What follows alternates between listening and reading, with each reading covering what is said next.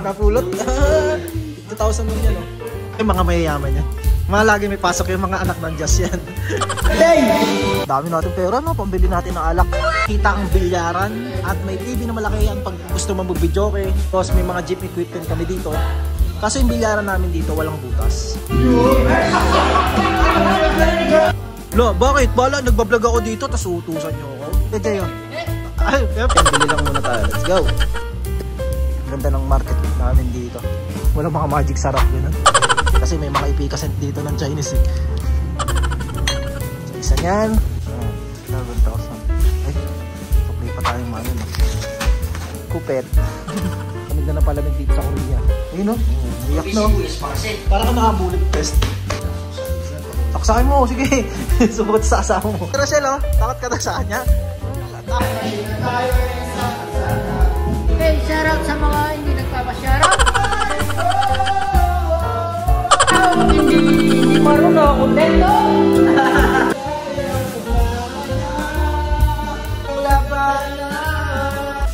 Ayun na kami sa Pilipinas. Nakakita tayo, mindset natin negosyo. Bahay, magkabahay, negosyo. Hindi lang. Choice tayo. May mga pangarap kasi tayo gusto kong matapad. Chat para sa lahat So yun guys, for today's vlog nga pala, birthday nga pala ni Kuya Kevin. Kahapon, tas ngayon lang kami nag-celebrate kasi Sabado ngayon. Wala kaming pasok. Pero sila may pasok. Yung mga mayayaman yan. Mga lagi may pasok yung mga anak ng Diyos yan. Kami, ano kami? Anak, sino may anak sa atin? So yan, ano lang, pagka parang sa Pilipinas lang din, inuman, tapos pulutan, ganun lang dito pag nagsasama-sama kami. So, ano natin, pares, yan o, ito pagkain natin. Pares. Os. Garlic pepper beef. Tapos ito, yung kanina. Ang tawag dito?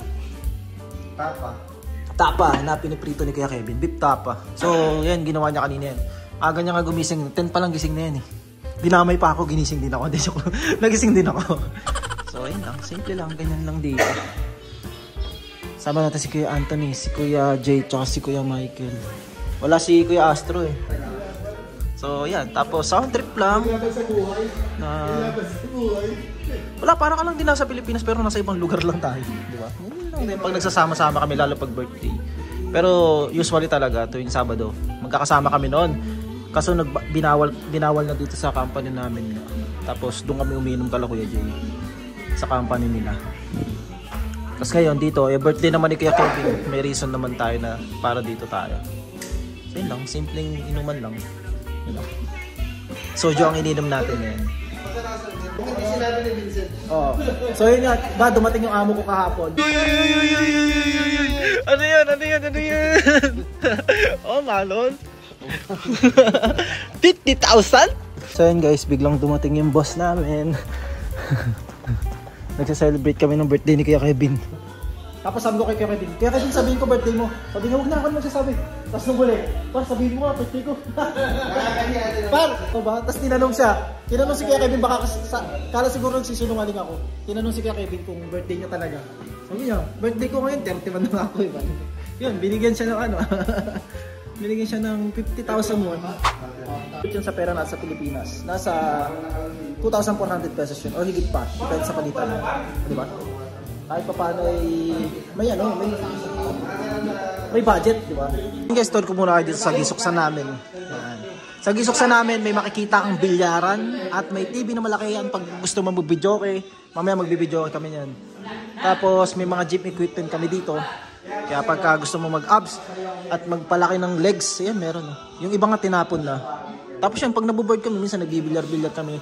Kasi yung bilyaran namin dito, walang butas. So yan, kung makikita nyo. Laro kasing Korean eh, pang Korean yung laro. So, wala siyang butas. Tapos ayun yung mga tao. Basta iba yung laro nito.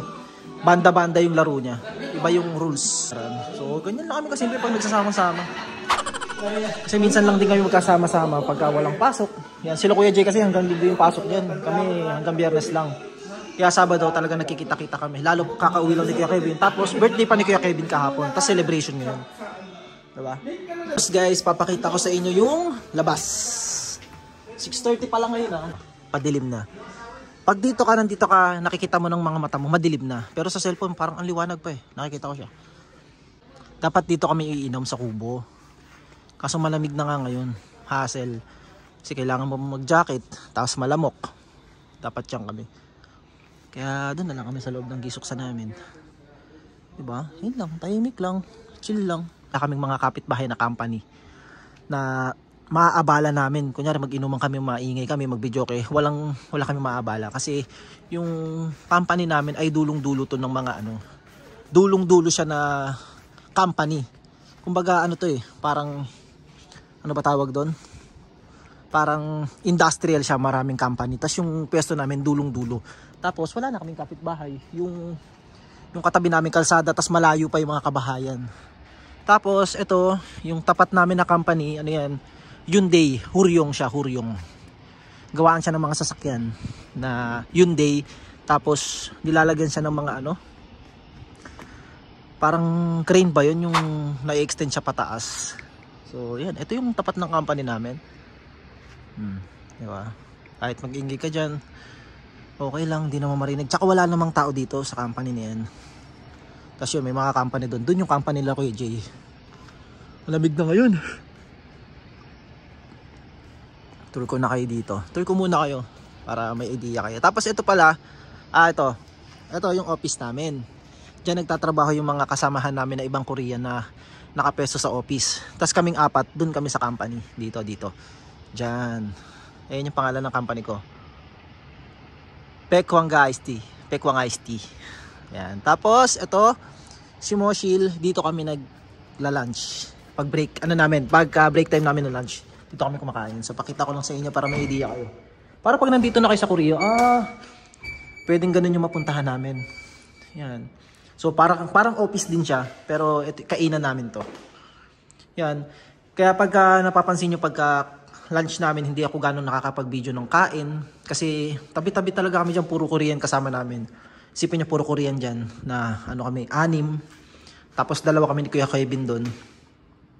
Tabi-tabi talaga. Tapos yung kain namin, hati-hati kami doon sa may side dish. Tapos kuha-kuha. Ganun. Tapos doon sa may lutuan, kukuha kami ng pagkain. Parang sama-sama talaga. Kung ano kinakain nila, kahit yung anak ng boss, kahit yung boss, kung ano kinakain nila, hindi yung kinakain namin. Wala ditong, porkit mataas yung posisyon, iba yung pagkain. Hindi, pare-parehas dito. Kaya maganda dito sa Korea. Tapos, ang maganda, libre pa yung pagkain. Di ba? Tapos, saan naman tayo? Lamig! Grabe! Gusto ko mag-jacket. Yan, ayun yung mga truck namin. Hindi pala sa akin, sa boss pala. Ito yung bike na gamit ni Kuya Michael. Tapos pala, dumating pala yung denim ko kanina. Inaalala ko, inaaya niya pala ako ng hiking. Dumating siya ng 11. Sabi ko, ay, baka mamaya mag-hiking pala kami. Buti na lang, parang hindi din siya mag-hike. Sabi niya sa akin, linisin ko daw, tapos pwede ko daw gamitin. So, yun, di ba? Bait. Nakita niya kasi na, nagbabike ako. Nagbabike ako dito. Tapos, minsan pag bumibili kami, naglalakad lang ako. Kasi alam niya, hinihiram ko lang yung bike. So, yun, dinala niya dito. Iniwan niya na lang dito yun. Tapos, ito pala yung bike ni Kuya Kevin. Yan, nakita niya rin kasi nasira to. Sabi ko, hindi pa namin napapagawa kasi yung gulong palitin na. Yan. Kay Kuya Kevin yan, dati niya pang bike yan. So, sabi ni Kuya Kevin, paayos mo yung gulong, tapos ikaw na gumamit ng bike ko. Kaso wala pa kaming time para pumunta sa city. Wala kasing gawaan dito sa lugar namin. Sa ito nga, kararating lang kanina ng bike nung Terinim namin. Sabi, linisin ko daw. Hindi ko na nalinis kasi, syempre may ginagawa din kami doon ni Kuya Kevin. Nagpe-prepare din kami ng pagkain. Tapos, wala. Syempre, humaharap tayo doon. Kaya bukas na lang siguro. Tapos, bukas, baka magbike ako doon sa pinuntahan ko nung last time na, basta may malapit na dagat dito sa lugar namin. Siguro mga 10 kilometers siya. Baka puntahan ko siya bukas ng maagang maaga. Gagamitin natin tong bike nung Terinim namin. Try natin yan. Kaya lang, ganun lang kami dito. Simple lang. Uli.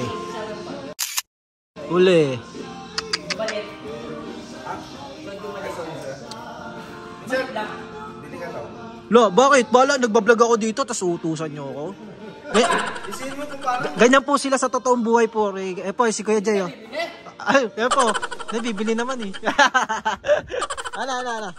Ano bibilin? Soju? Beer. 10 atak. Ay, tapos Wag 10. 10 kulang yan. Kulang kay KJ yan. Buti na nakapulot ka pala, no? Buti na nakapulot. Sige, pati yan, napulot mo. Ano napulot? Ayun, no? Napulot. 50,000 lang yan, no? Uy, sana all! Nakapulot siya, oh. Ano yan?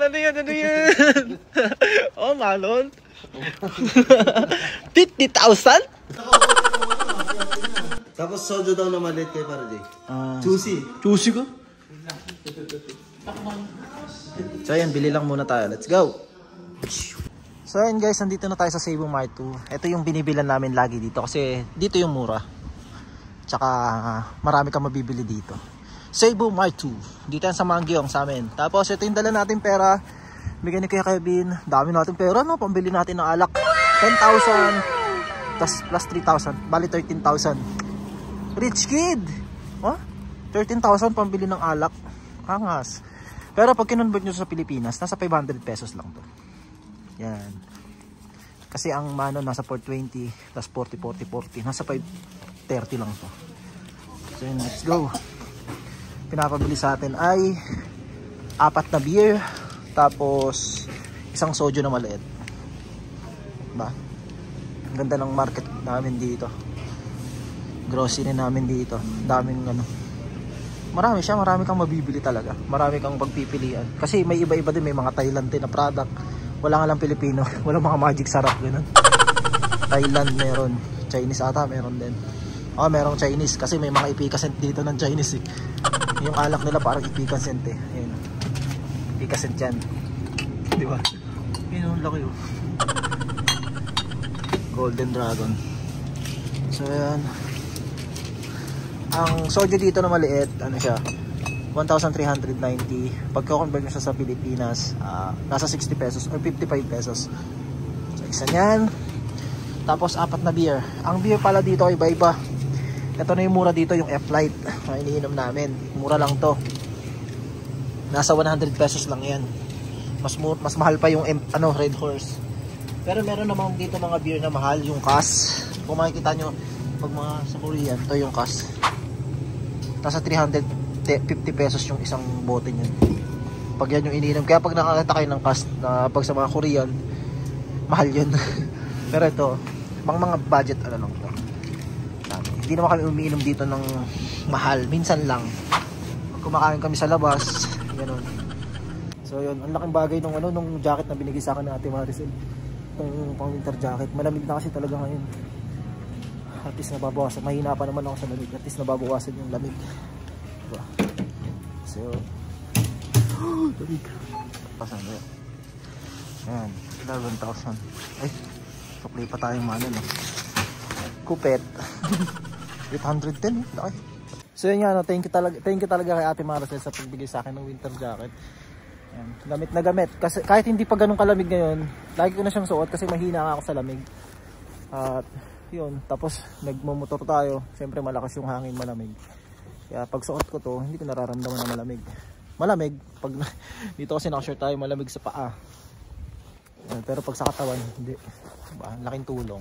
Kaya yun, at dahil pa-winter na ng pa-winter, ay palamig na ng palamig dito sa Korea. Talagang kailangan natin ito. Ang sinusuot namin na winter jacket nung unang dating ko dito, yung pantrabaho namin. Kasi yung pantrabaho namin, ganito rin siya kakapal, tapos hanggang baba siya. So makapal na makapal talaga. Kaya mas gusto namin suotin yun. Kasi wala, ano talaga siya, pang lamig talaga siya. Kasi mag-jacket ka, mag-t-shirt ka, tapos long sleeve, tapos jacket, tapos isang jacket uli. Ayun na lang, isang suotan lang. So kaya pag nandito na sa Korea, winter jacket importante talaga. Kasi ano, sa lamig talagang, lalo pag nag-snow, diba? So yun, balik na tayo ng company natin. Let's go! Etong spot ng lugar namin na to, ito yung pinaka parang sentro. Nandito na yung mga kainan, tindahan. Mga ano to, 15 minutes away to mula doon sa company namin. Pag naglakad ka, mga 15 minutes mo lalakarin. Pero pag nagmotor ka, mga 3 minutes to 5 minutes lang. So yan, may mga kainan dyan sa gilid. Tapos may GS Mart, parang 7-Eleven sa atin sa Pilipinas. Yan, mga ano, Tindahan. Malabo yung video kasi malamig nga. Parang nagkakaroon ng pag yung ano ko. Yung camera. Ayun o, tindahan din niya na malaki o. Go! Diyan kami nagpapagupit sa ano na yan, sa site na yan. Sa way na yan. Ayun ang ating gisoksa. Oo, yun lang. Ganun na kasimple. So ito yung mga pinamili natin. Yan. Let's go! Dito na tayo sa company. Lokoyin natin si KJ. Walang ano? Walang soju. Naubos. Oo, naubos. Hindi na iinom to si KJ. Ano kasi to, hard to eh. Pang soju lang talaga to. Tapos mga MP, mga hard. So, iyak na to. Ayun no? Iyak na. Ay, kala ko umiyak kasi walang soju eh. So, nasa bawang niya. bawang? Eh. Wala na, ubos na. Sa'yo. So, ito yung soju ni KJ oh. Soju yan, kami beer. Soju ano kasi yan eh. Ito talaga brand niya. Saksakin mo, sige. Subukot sa asawa mo. Ako sa asawa. Takot na takot sa asawa ko sa akin. Ate, ano pa asawa mo? Rochelle. Ate Rochelle, oh. Takot ka na sa kanya? Ang tapang, yung asawa mo, tapang dito. Sobra. Tamo, soju pa, oh. Subukan. Ayun, oh. Oh. Ayan ang soju mo. Guys, flex lang natin tong winter jacket na binigay sa atin ni Ate Maricel. Ang ganda niya, no? Tapos, ayun yung brand nyo. Angas, K-Swiss. Diba? Solid. Thank you, Ate Maricel. Tapos ang ganda niya po. May magagamit na ako sa December. Oh. Diba? Lakas mga Korean. Angas nito, tapos dali mo sa Pilipinas doon. Gamitin mo pang ride ng motor. Ganyan kataba. Para ka naka-bullet vest. Yung taba nyo. Nakikita nyo.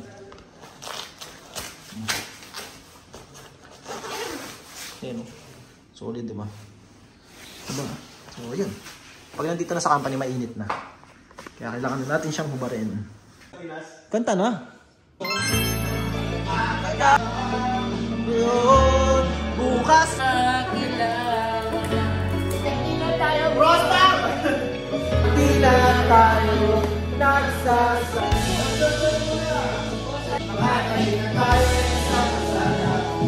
Hey, shoutout sa mga hindi nagpapa-shoutout.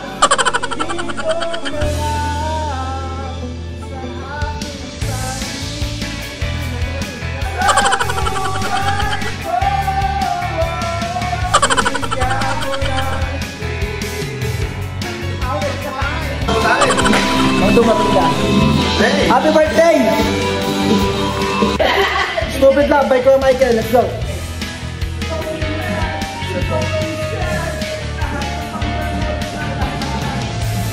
Sa mga taong hindi marunong kontento.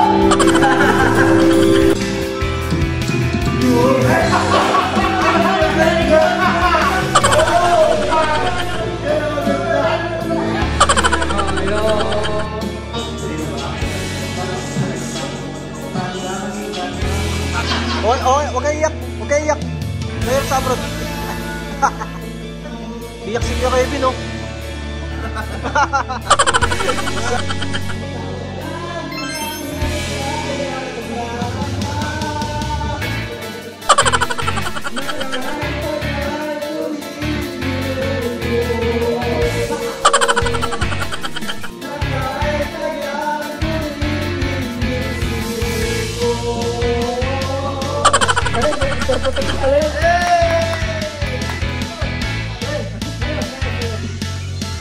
Puro kayo cellphone, shot. At yung labanan. Bigo na, Ate Cora, bigo. Ate Cora, bigo. Laban.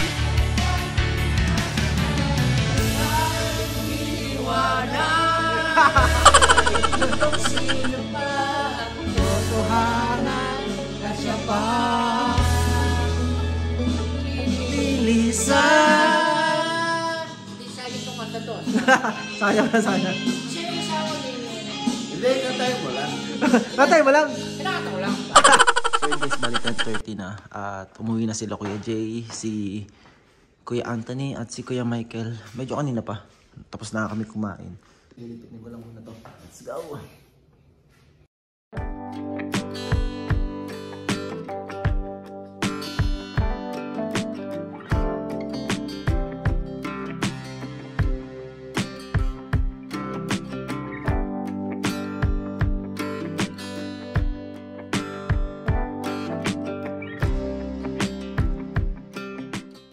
So yun guys, nakapaglinis na tayo. Nalinisan natin tong sala. Spot natin. So yun kasi may mga pagkain pa yun. Kaya dun lang yun. Eh bukas kakain pa tayo. Kasi linggo pa lang naman bukas. Ang importante lang malinis na. Para paggising, di ba? Tatambay ka na lang dyan. Mag-aalmusal ka na lang. Hindi ka na magliligpit. So yun lang. Basta pag hindi kami lasing, parehas ni Kuya Kevin, liligpitin ko yan. Pero pag siya nga ayaw niya, sabihin, bukas na yan par. Kasi pahinga na. Pero ako, pag di ako lasing, liligpitin ko talaga. Hugasan naman natin yung mga pinagkainan. Tsaka yung mga kaldero. Tapos sarado natin yung pinto kasi maingay. Tulog niya si Kuya Kevin. So yan, kung nakita nyo kami kanina na yung bonding, nakita pag may mga birthday siyempre. Kami na lang kasi magkakasama dito. Yan, mga Pilipino, si Kuya Jay, Kuya Anthony, wala kasi si Astro at si Kuya Michael. Yung bonding, siyempre, kami na lang magkakasama dito, tapos birthday. Parang, ayun, na. Jamming, ano ba yun? Kasi tayo na lang magdadamayan dito sa Amurot. Kasi dadating din na birthday nila, syempre tayo, uy, birthday niya. Parang special lang sa atin yun. Pag nag-abroad kayo, kung sanay kayo na celebrate kayo kasama yung pamilya nyo. Pag nandito ka sa abroad, mag-celebrate kayo kasama yung mga trabaho nyo. Kung ilang Pilipino na kayo, gano'n lang. Konti na pala. Tapos, masaya kayo. Masaya. Siyempre, banding. Pero, iba yung saya sa Pilipinas na nila. Isama mo yung pamilya mo. Kahit makatulog ka na sa inupuan mo, wala kang mga abalan, parang gano'n. Walang limit. Kahit ano mangyari, walang gano'n. Ayun yung nakakami sa Pilipinas. Kaya, yung mga nag-abroad, grabe talaga yung mga nila, sakripisyo. Hindi lang yung mga layo sa pamilya. Kasi, isipin mo yung mga special event. Kasi mahalaga sa atin yun, di ba sa atin yung mga birthday, gano'n. Mahalaga sa atin yun. Mahalaga sa atin yun. Tayo kasi yung mga Pilipino, sinaselebrate talaga natin yung mga birthday natin. Dito kasi sa Korea, parang hindi lang sila binakain sa birthday. Sa atin sa Pilipinas, pag birthday mo, talagang inuman yan. Talagang happy-happy yan. Talagang sakripisyo lang muna talaga. Tapos, siyempre, pag natapos naman itong trabaho natin, contract natin dito sa Pilipinas na tayo. Doon na tayo mag-celebrate ulit. Taste lang talaga. Kasi minsan, pag yung mga function natin, hindi naman natin tatapat ng birthday pa natin yan. Tinatapat natin yung mga Pasko, ano pa ba? Kunyari, kasal mo, kunyari papakasal ka sa Pinas, o kaya binyag, kagaya ng uwi ni Kuya Kevin, nakaraang binyag ng anak mo. Special day pa rin, pero mas special naman. Yung mga kasama mo dito, ay naitang ko rin ng pamilya eh. Kasi sila yung lagi mo nakakasama. Siyempre, kayo na lang magkakasama dito. Siyempre, kayo na lang ng body-body, tulong. Lahat naman kami dito, hindi naman namin ginusto mag-abroad. Kahit yung lahat yan, pagka tinanong sila, kahit kung may pera lang sa Pinas, sasabihin na, kung may pera lang sa Pinas, di ako mag-abroad. Ganun lahat ng sasabihin, kahit ako. Di ba? Sino bang gustong lumayo sa sa pamilya? Sino ba yung gustong magtrabaho ng malayo? Kaso, no choice tayo. May mga pangarap kasi tayo na gustong matupad. May mga pangarap tayo na gustong mangyari. Siyempre, at dito natin nakikita na mangyayari o matutupad yun sa pamamagitan ng pagtatrabaho dito sa Amurot. Kasi kahit pa paano dito, malaki yung sahod, mapapabilis yung proseso. Yun lang naman eh. Parang shortcut lang tayo sa buhay. Parang, sige na, tiis na natin 5 years, 10 years. Kapalit naman yung ginhawa, di ba? Pero kung tatanong mo sila, mas gusto ko sa Pinas ko. Minsan pag na-homesick na sila, parang gusto ko na umuwi. Parang Gusto ko makasama yung anak ko eh. Kasi pagka homesick talaga, ganun, may isip mo, gusto mo lang mo, malulungkot ka. Susunod, baka hindi, kailangan mo trabaho pa rin, kailangan tapusin, ganun. Parang may isip mo lang. Sayang din kasi. Basta, nandito lang kasi tayo para sa pera. Diba? Kalukuhan naman na nagagod ka ng... Diba? Lahat naman tayo, kaya tayo nag-aawal dahil sa pera. Kung kaya naman natin kinain sa Pilipinas to, diba? Pa tayo alis. Siyempre, naghahanap tayo ng mas magandang buhay. Gusto natin na in the future, makita natin mas maayos yung buhay natin. Siyempre, wala naman tayo ibang aasahan. Alam nyo, kung kayo nag-iisip kayo mag-abroad, tama yan. Kung nakikita nyo sarili nyo na ito yung magpapaganda sa buhay nyo, tama yan. Kasi wala namang ibang magtutulak sa inyo o wala namang ibang mag-decide sa buhay nyo, kundi kayo lang. Hindi mo pwede sabihin mo ng magulang mo lang, mag-abroad ka. Hindi naman. Ako, sasabihin ko sa mga kakilala ko, mag-abroad ka. Hindi. Kaya sa kapatid ko, mag-abroad ka. Hindi. Nasa sa kanya yun, nasa sarili nyo yun. Kung ito yung nakikita nyo magpapaganda sa buhay nyo. Kami kasi, ito yung nakita namin. Kaya tayo, iba-iba kasi tayo ng parang kung paano natin nakabot yung mga pangarap natin. Yan. So, dito namin nakita yun sa pag-abroad. Kaya, yun, dito kami sa abroad. Basta iba-iba tayo sa parang. Para sa akin kasi, may dadating talaga yung time na magiging matured ka. Na, dati kasi sa Pilipinas, parang okay na ako sa trabaho ko. Okay na. Pwede na ako mabuhay na ganito. Pwede na ako ganito na. Pero darating sa time na, hindi pala pwedeng ganito. Parang naging matured ako na hindi pwedeng ganito. Hindi ako magiging masaya pag ganito lang. Kasi parang nag-aanap ako ng ganito. Kasi nag-expect pa ako sa sarili ko. Kaya ko naman eh. Kaya ko pa naman ng ganito. Ba't di ko i-try ito? Hindi ko subukan. So yun. No? Walang magpipilit sa atin kung di yung sarili natin. Kung hindi natin babaguhin yung pag-iisip natin na kontento na tayo sa ganito, wala. Doon na talaga tayo. Pero kung maghahanap tayo, para mas hindi naman sobrang hangad. Maghangad lang na mapaganda pa yung buhay natin. Titilusan lang natin. Huwag mangyayari kung gusto mo talaga yun. Kung ayun yung nabivision mo, ayun yung nakikita mo na mangyayari sa sarili mo, ayun yung mangyayari. Kung ano yung sinasabi mo, kung ano yung gusto mo mangyayari sa sarili mo, ayun yung mangyayari. Kasi ayun yung gusto mo eh. Kasi kada sinasabi mo yan, ayun yung gagawin ng sarili mo, ayun yung goal mo, ayun yung gagawin mo para makuha yun. Yung kada galaw mo, kada araw, para dun sa goal mo, ayun yung mangyayari. Pag ayun yung inisip mo, diba? Basta, walang mapipilit sa inyo, kundi yung sarili nyo. Hindi ka naman pwedeng sabihin na pipilitin kayo mag-amot. Nasa inyo yan. Bigla nyo na lang may isip. O naman eh. Hindi mo kasi habang buhay tayo dito. Hindi lang tayo dito. Makaipon lang tayo ng pera. Makapundar. Bahay. Makapundar ng negosyo. Ganun. Makapag-establish ng negosyo. Yun. Ayun yung pinaka-success doon. Lahat naman tayo. Mindset natin negosyo. Bahay. Magkabahay. Negosyo. Yun lang. May iba kasi na gusto talaga siya na makuha agad yun. May iba naman na chill lang, dadating naman yun. May mga iba na gusto mo na kunin agad. So yun. Lumalaban kang mag-isa para sa pangarap mo, the best yun. So yun. Malayo pa ating... So yun, ako lang gusto kong i-document yung mga nangyayari sa buhay ko. Kasi nga, sinasabi ko lagi, hindi na mababalik yun eh. Ito nga, yung paghuhugas ko ng pinggan, hindi na ito mababalik eh. Kasi yung kahapon, hindi na nag-i-exist. Kaya, document lang. Diba? Saka kung mukha ko, yung sinasabi ko lagi, yung mukha ko na ito, bata pa ako, hindi na ito magulit. Yan, purtigawat. Hindi na ito magulit, bata pa. Kasi dadating yung time, patanda tayo ng patanda. Magiging 30 years old ako, 35, 40, magkakaanak ako. So yun, shoutout sa magiging anak ko. Yan. Para mapakita ko sa inyo na ito yung pinagdaanan ko. So yun, tapos tayo magbugas. Yun na init. Ayun na yung hinugasan natin. Ililigpit na lang natin to.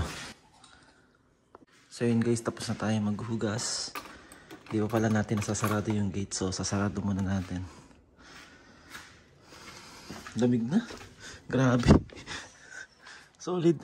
Yung kwarto ko nga, pagka nabuksan mo yung pintana, kala mo nakabukas yung aircon, nakatodo. Mas malakas pa kahit nakatodo yung aircon. Magtutulog na dito.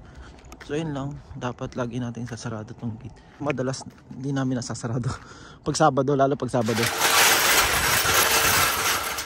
Kasi nandito naman kami. Pero minsan kasi dumadating yung boss dito. Laging sinasabi, sarado niyo yung pinto. Wait lang, lalak lang natin. Maambon. Mas lalong lumalamig.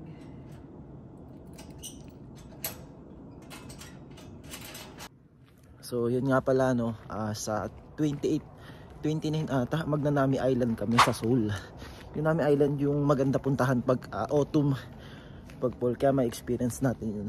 Yung kulay dilaw na yung mga dahon niya, tas naglalagas-lagas, may experience natin yan sa 29 sa Nami Island. So inaya lang tayo ng mga kaibigan natin. Kaya sa 29 yung vlog natin, ayun, tungkol sa Nami Island. So sasama ko na kayo, tutur ko na kayo para kung ano yung may experience nyo pagka nag-Nami Island kayo dito sa South Korea. Abig.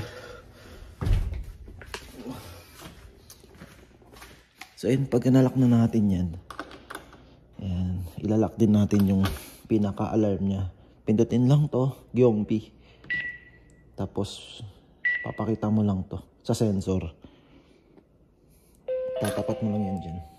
경비가 시작되었습니다. 안녕하십시오. So, okay na yan.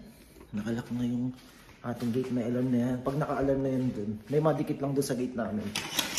Kunyari, madetect niya. Nag-a-alarm siya. Mag-a-alarm dito sa loob, kaya magigising ka.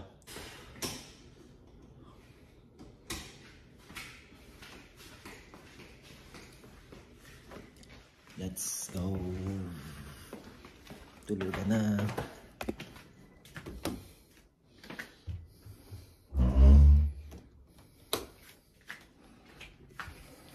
So yun guys, magpapahinga na tayo kasi alas 12 na ng gabi. At maaga kasi tayo gigising bukas kasi magbabike nga tayo. Ipapasyal ko kayo bukas kasi Sunday naman. Matagal-tagal na rin ako hindi nakakagala. Tsaka gusto kong balikan nga yung pinuntahan ko dito ng malapit na dagat. So kailangan mas maaga tayo gumising para madilim-dilim pa yung biyahe natin. Nyari mga 7 naman. Huwag naman sobrang dilim, 7. Para maaga. Tapos mga tanghali makabalik na rin tayo dito. So yun, papahinga na ako. Yun lang yung vlog natin for today's video. So, yun lang. Ingat. Ingat sa lahat. Yan. So yun, see you next vlog. Good night. Bye-bye.